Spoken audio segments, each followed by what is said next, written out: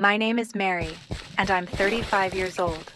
I'm a trauma surgeon, which means I'm trained to walk into blood, panic, broken bones, screaming families, and still know exactly what must be done first. But nothing in an operating room prepared me for the sound I heard when I came home early that afternoon. My daughter was sobbing inside my own house, the kind of terrified cry that makes a mother stop breathing before she even understands why. I pushed the front door open wider and froze just long enough to see the truth. My father was in my living room, yelling threats at a child, while my older sister was tearing through my bedroom like a thief who already believed she deserved everything she touched. Drawers were open. My mother's old jewelry box was missing from the dresser. Papers from my file cabinet were scattered across the hallway.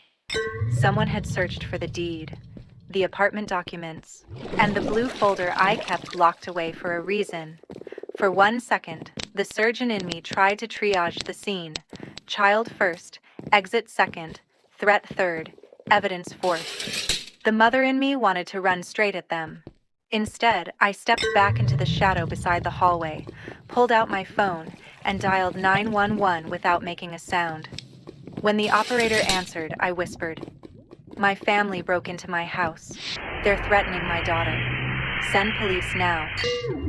Before I tell you what they were really searching for, and why the sirens outside ruined far more than their afternoon, tell me, what time is it for you right now?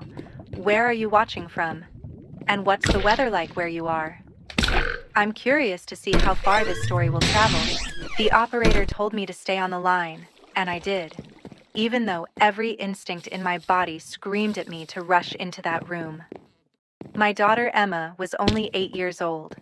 She was brave in the way children try to be brave when adults terrify them. Silent, stiff, trying not to make things worse. My father, Charles, stood over her with one hand braced on the wall, blocking the hallway as if my home belonged to him. My older sister, Rachel, was in my bedroom, dumping dresser drawers onto the floor and muttering curses under her breath. I heard the wooden scrape of my nightstand hitting the wall, then the sharp crack of something fragile breaking. "Tell me where your mother keeps the blue folder," Charles snapped. "Don't act stupid. You've seen it." Emma cried harder. "I don't know." "She's lying," Rachel called from my room. "Mary always hides things. Jewelry, contracts, bank papers. She thinks she's better than us." My hand tightened around the phone. I was still half hidden behind the hallway corner, and the operator could hear enough to understand I was not exaggerating. In the operating room, panic kills people faster than injury. I forced myself to breathe slowly. I checked Charles's hands. No weapon. I checked Emma's distance from him. Too close. I checked Rachel's bag on my bed. Heavy. Open. My mother's pearl necklace was already inside it. That necklace had been left to me in my mother's will, along with a small share in an apartment building she had quietly invested in years before she died. Charles had always called it family property, even though the paperwork said otherwise. Rachel had always called it unfair, even though she had received her own inheritance and burned through it within 3 years. I had helped them more times than I wanted to admit. I paid Charles's property taxes once when he said he was about to lose his land. I gave Rachel money for a divorce attorney when she swore she would pay me back. I covered medical bills, car repairs, hotel stays, emergency loans that were never emergencies after the check cleared. I even missed Emma's school recital once because Charles called me in tears, saying the bank was about to take everything, only for me to learn later he had used part of the money on a hunting trip. Each time, I told myself love meant patience. Each time, they learned my guilt had a dollar amount, but I never signed over my house. I never signed over my apartment shares. I never gave them access to the trust I had created for Emma. And now I understood why they had waited until my hospital schedule said I would be gone until evening. They did not come to ask. They came to corner my child, steal what they could, and force me to surrender the rest. Charles lowered his voice, but that made it worse. "Listen to me, little girl. Your mother is selfish. If she loved this family, she would help us. If she doesn't sign those papers, people are going to lose everything. Emma whispered, "Please don't yell." That was the moment something inside me went completely still. Not calm, not peaceful. Surgical. Precise. I had seen families collapse in waiting rooms when fear made them cruel. But this was not fear. This was a plan. Rachel came out of my bedroom holding a stack of documents. Found copies of the apartment agreement, but not the transfer certificate. She must have moved it. Charles cursed. Then we make her sign new ones. Rachel laughed, bitter and breathless. You think she'll sign after this? She will if she wants her daughter to stop being scared. The operator's voice came quietly through my phone. Officers are on the way. Are you safe? I whispered. Not yet. Then I lifted the phone just enough to keep recording and stepped closer to the living room entrance. I could see the whole room now. My daughter trapped beside the bookshelf, my father pacing like a man rehearsing a threat, my sister holding papers that represented years of my work. For the first time, I did not ask myself how they could do this to me. I asked myself what kind of mother I would be if I let them do it to Emma too. When I stepped into the living room, Emma saw me first. Her face changed so fast it nearly broke me. Hope, shame, fear, relief.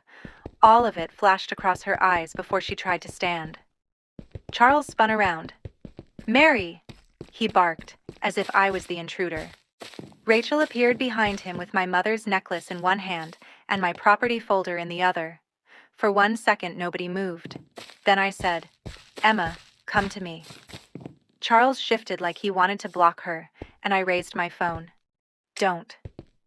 He looked at the phone, then at my face. "Are you recording us?" "Yes." Rachel's expression twisted. "You psycho. You're recording your own family?" "No," I said. "I'm recording 2 adults who broke into my house, stole jewelry, threatened my daughter, and searched for legal documents they had no right to touch." Charles took 1 step toward me. "Careful how you talk to your father." The sentence might have worked on me 10 years earlier, maybe even 5. Back then, I still believed respect meant obedience. I still believed helping family meant bleeding quietly so they could call it love. But when I saw Emma hiding behind my leg, shaking so hard her fingers dug into my scrubs, every old rule died. "You are not in charge here," I said. "This is my house. Those are my documents. That is my child." Rachel threw the folder onto the coffee table. Papers slid across the glass. "Your house, your documents, your child. That's always the problem with you. Everything is yours." "Because I worked for it." Charles laughed, but his face had gone pale around the mouth. "You think being a doctor makes you untouchable? We made sacrifices for you." "You made loans out of my guilt," I said. "And I paid them until I finally learned the difference between helping and being hunted." Rachel's eyes flickered. She had not expected that. Neither had Charles. For years, I had answered their insults with explanations. I had defended my schedule, defended my savings, defended why I could not keep paying for emergencies that never ended. But that day, standing between my daughter and the people who had taught me to fear disappointing them, I felt no need to explain my life. I looked at the folder on the table and saw exactly what they had found.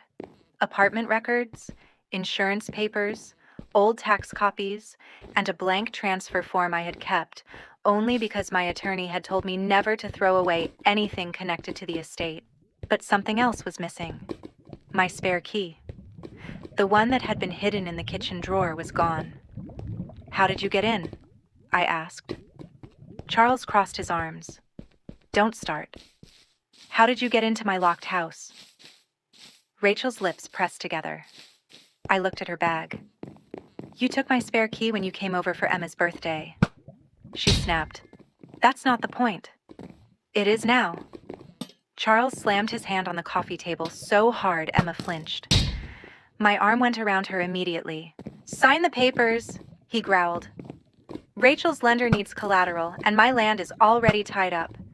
If you transfer your apartment share temporarily, we can fix everything. Temporarily, I repeated. Is that what you call forging my name? His eyes narrowed. Rachel said too quickly, nobody forged anything. I turned my phone so they could see the active call timer. Police are coming. For the first time, silence hit the room.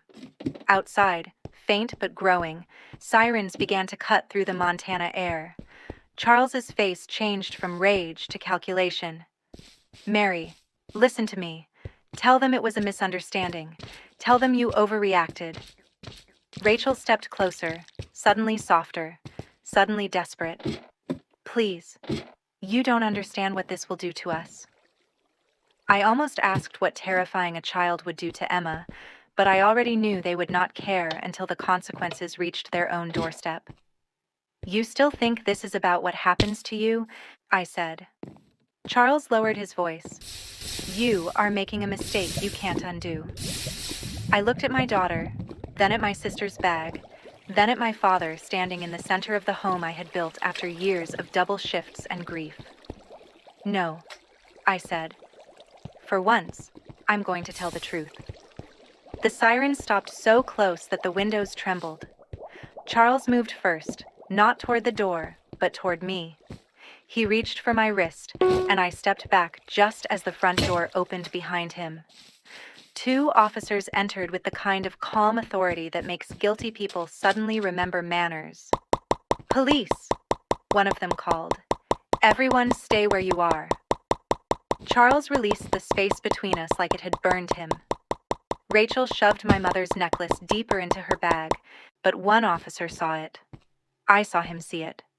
That tiny movement became the first crack in their performance. Officers, Charles said, lifting both hands in a wounded, fatherly gesture. This is a family disagreement. My daughter is tired from work. She's emotional. I almost laughed. Emotional. That was always the word men like him used when a woman stopped obeying. Officer Williams looked at me. Ma'am, are you the caller? Yes, my name is Mary. This is my home. My father and sister entered without permission, searched my bedroom, stole jewelry, threatened my daughter, and tried to pressure me into signing property documents. Rachel exploded. That is a lie. Emma pressed her face into my side. I kept one hand on her shoulder and held out my phone with the other. The 911 call is still connected. I also recorded the last several minutes. Charles's eyes turned cold. Mary. One word. A warning. Officer Williams stepped between us. Sir, do not speak to her right now. The second officer, Thompson, asked Rachel to put her bag on the floor. She refused. He asked again. Her hands shook as she dropped it.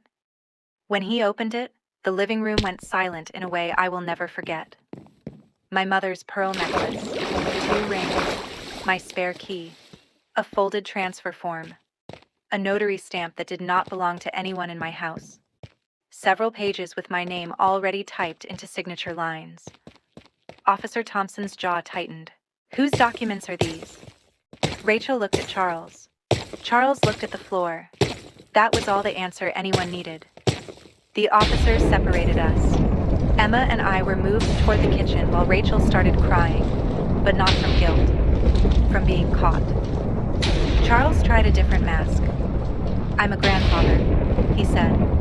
I was trying to protect my family from financial ruin. Officer Williams replied, by threatening a child? Charles's face hardened.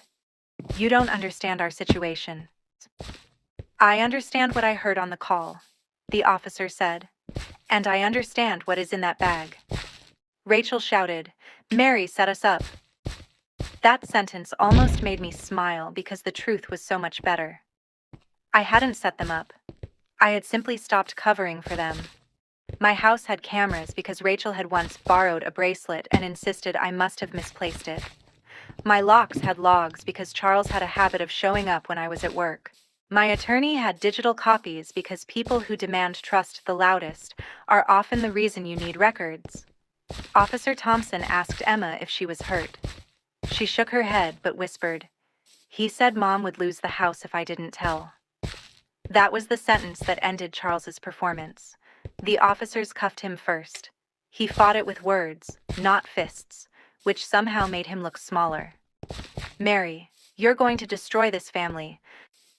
I looked at him as the metal clicked around his wrists. "No. I'm protecting what's left of it." Rachel screamed when they cuffed her, claiming the jewelry was family jewelry, claiming the papers were just copies, claiming Emma was dramatic. But the neighbors had stepped onto their porches by then. The woman across the road, who had brought casseroles after my mother died, watched Rachel being led outside with my mother's necklace sealed in an evidence bag. Charles saw the neighbors. That was when his face finally changed. Not regret, humiliation. And for people like him, humiliation hurts more than guilt ever could. As the patrol cars pulled away, Officer Thompson stayed behind and asked if we had somewhere safe to stay that night. I looked around my own living room, at the drawers emptied onto the floor, the broken picture frame, the coffee table covered in papers, and realized safety is not just a locked door. Safety is knowing the people outside that door respect your right to keep it closed. "We'll be okay," I said, though my voice sounded older than it had that morning. He handed me a card. "Dr. Mary, this may be more than trespassing. A detective will need to speak with you." I nodded, still holding Emma. I thought the worst part was over. I was wrong. What they had done inside my house was only the surface. The real theft had started months earlier. That night, Emma slept in my bed with the hallway light on and my hand wrapped around hers. Every time a car passed outside, her fingers tightened. I had spent my career stitching strangers back together, but I could not stitch away the sound of my daughter asking, "Is Grandpa coming back?" I told her the truth in the gentlest way I could. Not tonight. Not without police knowing. And not without me stopping him. She stared at the ceiling. Did I do something wrong? That question hurt worse than anything Charles had said. I turned toward her and said, "No. Adults did something wrong. You were brave, but you should never have been put in that position." She nodded, but children do not heal just because adults finally say the right sentence. Her body still remembered being trapped. Her eyes still moved toward the hallway whenever the floor creaked. By morning, I knew the house needed more than cleaning. It needed proof that it belonged to us again. I changed every lock, canceled every spare key, froze my credit, called my bank, and moved every physical document into a safe deposit box. I took photographs of every drawer, every scratch, every damaged frame, every empty space where something had been taken. By noon, Detective Harris called and asked if I could come to the station. "We found something concerning," she said. "Several things, actually." I already knew it would be bad. I did not know it would be calculated. Rachel's bag had contained a fake notary stamp, unsigned transfer paperwork, and a printed copy of my hospital schedule. My hospital schedule. Not a guess. Not a coincidence. Someone had known exactly when I would be gone. Detective Harris asked who had access to it. I thought of Rachel texting me 2 weeks earlier, asking if I was still working those awful Tuesday doubles. I thought of Charles offering to pick Emma up from school, to help me out, and getting angry when I said no. I thought of the spare key disappearing after Emma's birthday party. All the small moments I had dismissed as annoying suddenly lined up like instruments on a surgical tray. Clean, sharp, ready. Kevin, my attorney and longtime friend, came over that evening and reviewed the police inventory at my kitchen table. He did not soften his words. "Mary, this was not a messy family argument. This looks like attempted fraud, burglary, coercion, theft, and possible identity crime." I sat very still. "They said Rachel needed collateral." Kevin nodded. "That may be the motive. But there's more. Your apartment share is worth far more now than it was when your mother left it to you." I knew the building had appreciated. I did not know how much. Kevin slid a printed valuation across the table. The number made me cold. 7 figures. Not cash in my pocket, not something I could spend tomorrow, but enough equity to make desperate people dangerous. They weren't searching for jewelry, Kevin said. The jewelry was a bonus. They were searching for control. Later that week, Rachel started her second attack. Not in my house this time. Online. She posted a long message about being betrayed by a selfish sister and watching greed destroy a family. She wrote about debts, sacrifices, and how some people forget who raised them when they start making doctor money. She never mentioned Emma. She never mentioned the fake notary stamp. She never mentioned being arrested with my mother's necklace in her purse. Charles called relatives from jail and told them I had sent police after him because I hated being asked to help. My phone filled with messages. Some were cruel, some were cautious. Some asked what really happened. For once, I did not defend myself with paragraphs. I sent one message to the family group chat. I will not discuss an active criminal case. For anyone repeating false claims, my attorney will respond. A child was threatened in my home. Evidence was recovered by police. That is all. Then I attached nothing. No recording, no photos, no emotional speech. Silence did more damage than pleading ever had. People began calling the county clerk. People began checking arrest logs. People began realizing Rachel's story had holes big enough to walk through. Within 48 hours, one cousin apologized. Then an aunt. Then a neighbor who had heard Charles's version at the hardware store knocked on my door with a casserole and red eyes. Rachel deleted her post, but screenshots live longer than lies. Kevin saved everything. That was when the revenge stopped being emotional and became legal. Charles and Rachel had spent years counting on my guilt. Now they were about to meet my documentation. And the thing about documentation is simple. It does not cry, it does not explain, and it does not get manipulated at Thanksgiving dinner. It just waits for the right person to read it out loud. Preparing for court felt strangely familiar. Not because I had ever wanted to be there, but because the process reminded me of surgery. You gather the scans, you study the damage, you identify what can be repaired and what must be removed before it poisons the body. Kevin built our case the same way I built a trauma plan. First, the entry wound, the break-in. Second, internal bleeding, the threats against Emma. Third, hidden damage, the forged documents, fake notary stamp, copied hospital schedule, stolen key, and financial motive. Then came the part that changed everything. Detective Harris obtained messages between Charles and Rachel. I was allowed to read only a portion before court, but it was enough to make my hands go numb. Rachel had written, "If Mary sees Dad upset, she'll just say no. But if Emma is scared, Mary will fold." Charles had replied, "Don't hurt the kid. Just make her understand Mary caused this." I read that line 3 times. Don't hurt the kid. As if terror was not harm. As if making an 8-year-old believe her home could be taken was simply strategy. Kevin watched my face carefully. "Mary, this is why we do not settle quietly," I whispered. I wasn't planning to. Rachel's life began collapsing before the hearing even started. She worked part-time for a property management company and had been trying to get licensed for real estate sales. Once her employer learned she had been arrested with fake property transfer paperwork and a stolen key, she was fired. Charles's church friends stopped repeating his version when the local paper printed the arrest summary. The man who had spent years calling me ungrateful suddenly could not walk into his favorite diner without people lowering their voices. I did not celebrate that, but I did not rescue him from it either. That was the difference. Old Mary would have called someone, explained, softened the story, protected his pride because he's still your father. New Mary looked at Emma sleeping with a nightlight again and understood that protecting a grown man's reputation had cost my child her sense of safety. So I let truth do what truth does when you stop burying it.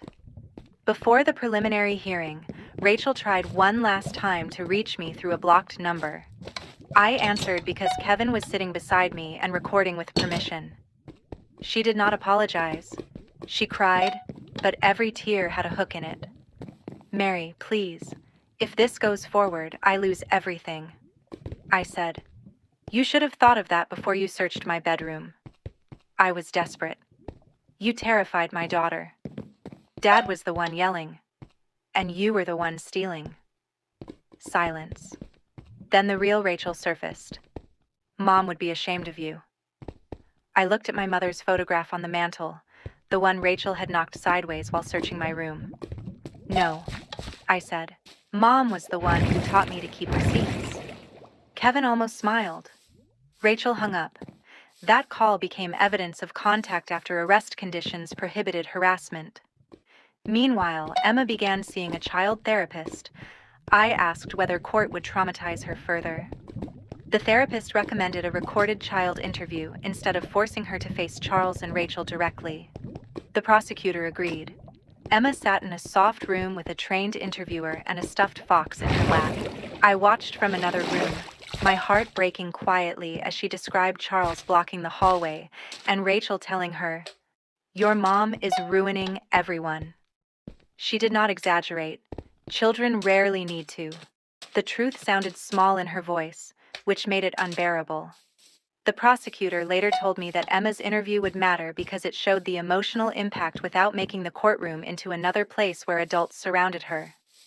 I thanked her, then went home and sat in Emma's room while she slept, realizing that justice was not only about punishment, it was also about refusing to let a child carry adult shame. The night before court, I found Emma at the kitchen table drawing our house. She drew the front door, the pine trees, my bedroom window, and 2 police cars outside. But she also drew me standing between her and everyone else. "Is that me?" I asked. She nodded. "You were scared too, but you stayed." I sat beside her and said, "Being brave doesn't mean you aren't scared." She looked up. "Does family mean you have to forgive people?" I answered carefully because I knew she would remember it. "Forgiveness is personal. Safety is not optional. You can forgive someone someday and still never let them back through your door." That became the sentence I carried into court. Not anger, not revenge for its own sake. Safety, boundaries, consequences. But make no mistake, consequences can look a lot like revenge when people spent years believing they were immune. And Charles and Rachel had believed they were immune because I had made them immune. I had forgiven too quickly, paid too quietly, explained too gently, and protected them from the results of their own choices.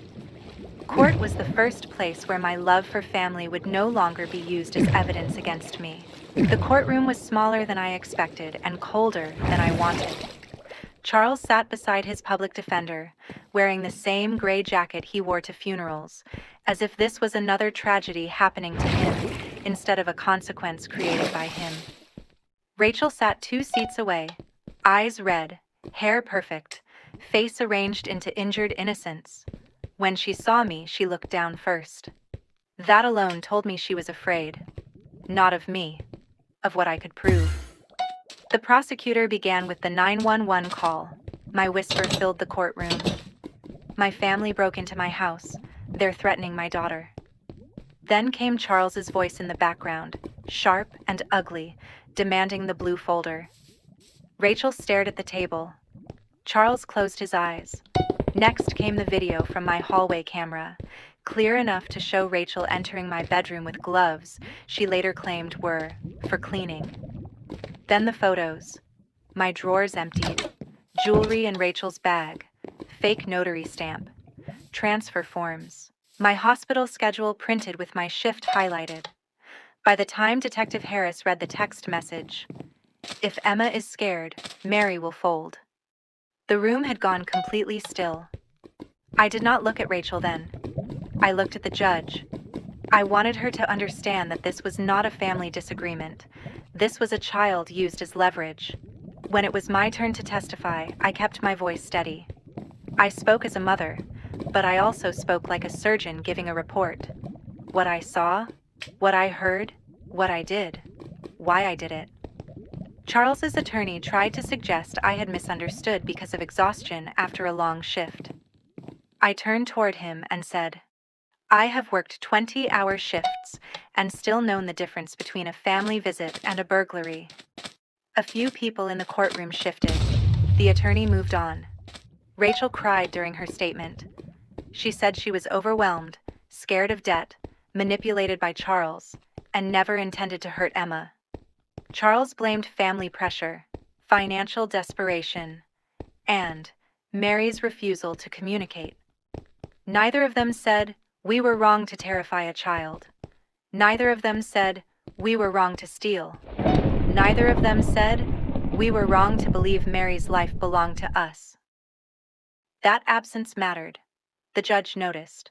The prosecutor asked for serious restrictions, restitution, and no contact. Kevin sat behind me, one hand resting on the folder that contained years of ignored warnings. Bank transfers I had made to them, messages where they demanded money, screenshots of Rachel's lies, camera logs, repair estimates, therapy recommendations, and my mother's estate documents proving they had no claim to what they tried to take. For years, they had treated paperwork like a weapon they could turn against me. Now paperwork became the wall they could not climb. When the judge spoke, her voice was quiet, but every word landed. She said the court recognized financial stress, but desperation did not create ownership over another person's home, documents, or child. She said family status did not reduce the seriousness of coercion, it increased the betrayal of trust. Then came the consequences. Charles pleaded to felony burglary, attempted extortion, and child endangerment. He received 18 months in county custody, followed by probation, mandatory counseling, restitution, and a 5-year no-contact order protecting both me and Emma. Rachel pleaded to burglary, theft, attempted fraud, and violating contact restrictions. She received a split sentence: jail time, home confinement, probation, restitution, and a permanent mark on the licensing background check she had hoped would start her real estate career. The fake transfer forms were voided. My apartment share was placed under additional legal protection. The court ordered restitution for repairs, legal costs tied to the criminal matter, therapy expenses for Emma, and the appraised value of damaged and stolen property. In the civil case that followed, Kevin secured a judgment that allowed liens against Charles's land and Rachel's remaining assets until repayment was complete. That was the part they never saw coming. They had broken into my house searching for documents that would let them take from me. Instead, the documents I kept took from them. Their excuses, their access, their public image, and a large piece of their financial future. When Charles heard the restitution amount, his shoulders dropped like someone had cut the strings holding him upright. Rachel turned around once, scanning the courtroom as if looking for someone to pity her. Most people looked away. That silence was its own verdict.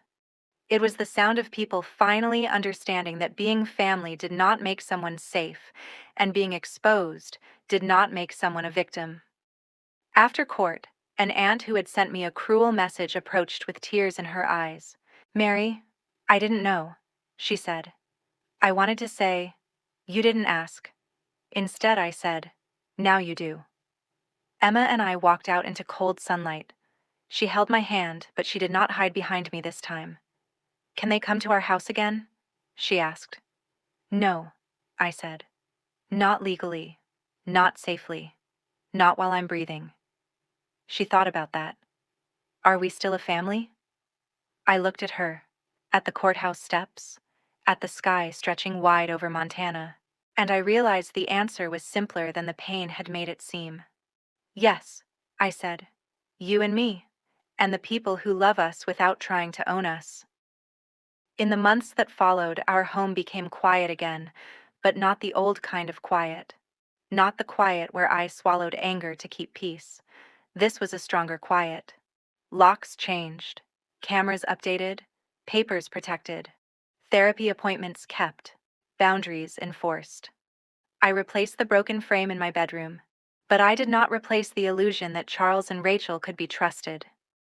I took Emma to school, went back to surgery, cooked simple dinners, and let our lives become ordinary again. Ordinary felt like victory. Some relatives eventually apologized, some disappeared. Rachel sent one letter through her attorney, not to apologize, but to ask if I would consider reducing restitution because starting over is hard. Kevin responded with one sentence: Dr. Mary declines. Charles never apologized. I stopped waiting. That was another kind of freedom. I did not teach Emma that revenge means cruelty. I taught her that consequences are what happen when truth finally gets witnesses. Charles and Rachel regretted what they did, but not because I screamed louder. They regretted it because I stopped being the person who cleaned up their messes. I stopped mistaking blood for permission. I stopped offering my daughter's safety as the price of family loyalty. And if you were in my place, standing in your own living room while the people who raised you used your child as leverage, what would you choose? Blood or peace? Thank you for staying with this emotional story until the final moments. All events and characters are fictional and made only for entertainment and educational purposes. We hope it reminds you that forgiveness does not always mean giving someone another chance, and healing does not require you to return to the same people who caused the pain.